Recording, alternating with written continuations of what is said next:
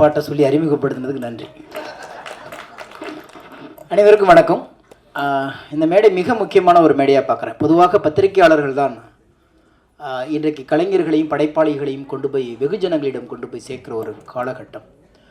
அப்படி இருக்கும் பொழுது இந்த மேடை வந்து ஒரு அற்புதமான ஒரு ஆளுமைகளை நிலைநிறுத்தி இங்கே இருந்தாலும் ஒரு பெரிய ஒரு சின்ன வருத்தமும் குறையும் வந்து ஐயா இளையராஜா அவர்கள், இசைஞானி அவர்கள் இங்கே வந்து அமர்ந்திருக்கணும். அது காலச்சூழல், அது நிறைய பேர் அதை பற்றி பேசிட்டாங்க.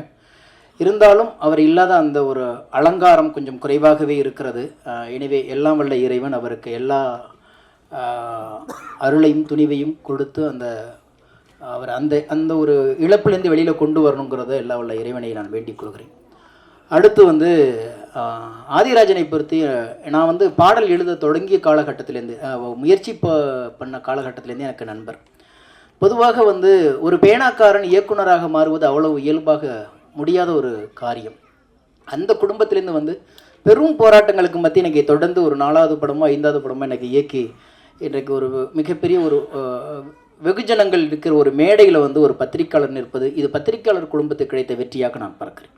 இன்றைக்கு அதே, ஏன்னா இன்றைக்கி நிறைய பேர் வெறும் பேனாவை வைத்துக்கொண்டு காகிதங்களோடு பேசி கொண்டிருந்த ஒரு காலகட்டம் போய் இன்றைக்கி விமர்சனம் பண்ணவும், இன்னும் வந்து கதை விவாதங்களில் கலந்து கொள்வதற்கும் அல்லது பாடல் எழுதுவதற்கும் இப்படி பல காலகட்டங்களில் பத்திரிகையாளர்களை தேடக்கூடிய ஒரு காலகட்டம் இருக்குன்னா அது பத்திரிகை துறையில் இருக்கிற வலுவான சிந்தனையாளர்களுக்கு கிடைத்த ஒரு வெற்றியாக நான் இருக்கிறேன். அந்த வகையில் அவருடைய தொடர்ந்து ஓடி வந்த அந்த போராட்டத்துக்கு கிடைத்த வெற்றியாகத்தான் நினைவெல்லாம் நீயடா அந்த படம் வந்து கிடைத்திருக்கு.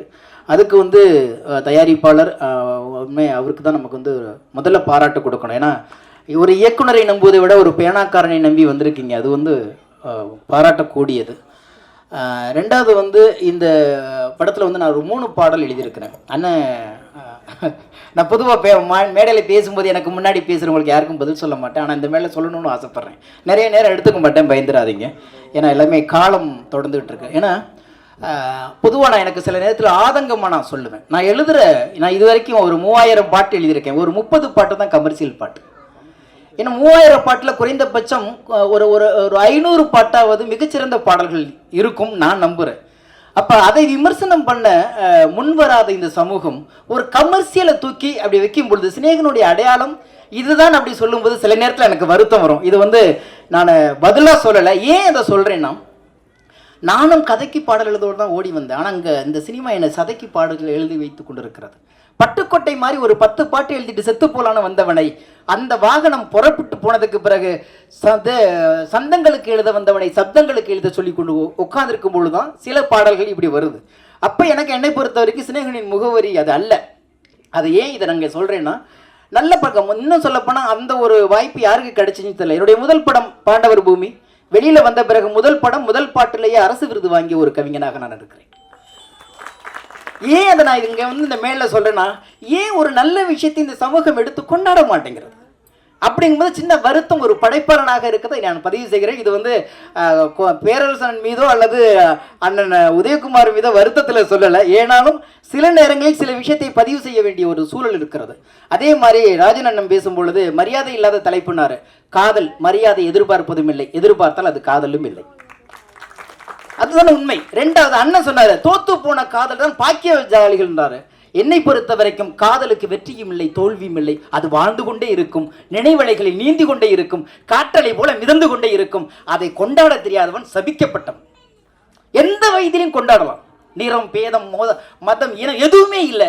காதலை கொண்டாடாமல் கலைகள் வளர்ந்ததில்லை இந்த பூமியில், இலக்கியம் வளர்ந்ததில்லை இந்த பூமியில், எந்த ஒரு படைப்பும் சிறந்ததில்லை இந்த பூமியில். கலை, கலாச்சாரம், பண்பாடு எல்லாத்துக்குள்ளும் காதல் பின்னி பிணையப்பட்டு கிடக்கிறது. நினைவுகளுக்குள் அந்த காதல் நிற்கும் போதுதான் ஒரு ஆளுமை நமக்குள் இருக்கிற அந்த சோம்பல்களை தூக்கி எறிந்துவிட்டு காதல் அடுத்த களத்துக்கு கொண்டு வருகிறது ஒரு படைப்பாளனை. எனவே காதல் கொண்டாடப்படுவதை தவிர வெற்றி தோல்வி என்று நிர்ணயிக்கப்படுவதற்கு எவனுக்கும் அருகதை கிடையாது. காரணம், காதலை காதலாய் காதலில் காதலித்தவர்கள் காதலில் எவனும் இல்லை. காதல் காதலாகவே இருக்கிறது. இங்கே தோற்பது காதலர்கள் தானே தவிர காதல் ஒருபோதும் தோற்பாது. தோற்றுக்கொண்டே இருக்கிறார்கள் காதலர்கள், ஆனால் காதல் வென்று கொண்டே இருக்கிறார். தோற்றால் இன்னும் சொல்ல போனா இங்கே காதலை வெளிப்படுத்தி வென்ற காதல்களை விட காதலை வெளிப்படுத்தாமல் வென்று கொண்டிருக்கிற காதல்கள் அதிகம். எல்லா நட்புக்குள்ளும் காதல் இருக்கிறது. காதல் இல்லாத நட்பு என்றால் அதுக்கு பேர் நட்பே இல்லை. சொல்லாமல் வேண்டால் இருக்குமே தவிர காதல் இல்லாமல் இருக்காது. எல்லா நட்புக்குள்ளும் காதல் செறிந்து போய் கிடக்கிறது, நிறைந்து போய் கிடக்கிறது. அதை கொண்டாடணும். என்னத்தை இதுல கொண்டாட போற? எல்லாம் மீதமாக போன பிறகும் அந்த நினைவுகள் தான் அழகான நினைவுகள். அவனோ அவளோ அதுவோ எதுவாக இருந்தாலும் ஆண் மேலும் பெண் மேலும் வருவது காதல் அல்ல. நினைவுகள் மீது, புன்னகை மீது, நடக்கும் பொழுது செய்கையின் மீது, வெக்கத்தின் மீது, மலர்களின் மீது, வண்டுகளின் மீது, நிறங்களின் மீது, மாலை பொழுதின் வெயிலின் மீது, சுகங்களின் மீது, குளிர்ச்சியின் மீது காதல் விரிந்து கொண்டே இருக்கிறது. பாவம் மனிதம் காதலை கொண்டாட மறுக்கிறது. எனவேதான் இன்றைக்கு இலக்கியங்களில் இருந்து மொழிபெயர்த்து இன்றைக்கு சின்ன சின்ன விஷயங்களை பதிவு செய்வதற்கு திரைத்துறை நமக்கு கிடைத்திருக்கிறது. அப்பேற்பட்ட ஒரு காதலைத்தான் ஆதிராஜன் எடுத்து அழகாக சொல்லியிருக்கிறார் சின்ன வயசுல.